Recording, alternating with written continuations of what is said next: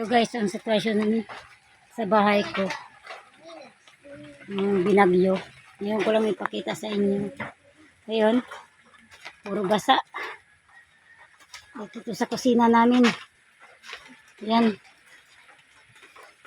Wala ng bubong. Yun, tambakan. Kalat. Ngayon, nililipat ko. Nililipat ko yung gamit ko yun. Ngayon lang ako nakapag kasi sobrang busy. Anong ginagawa? Dahil na ako ang ama at ina. Kaya yun. Ngayon ko lang to sinasikaso. Sobrang busy. Yan ho. Yun. Wala. Yung kusina ko. Wala.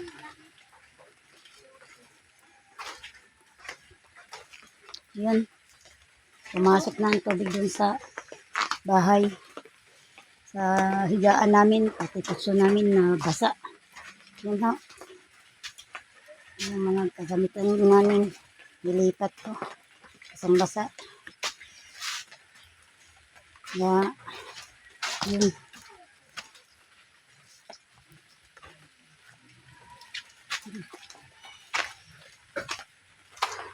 Ito yung update ko sa resulta ng bagyong Tino. Daming kalat. Walang gumagawa, kundi ako lang. Mga bata yung kasama ko. Ayun. Bubungan ko. Ayan. Tagal pa ako nito maka-update. Gawa ng walang kuryente.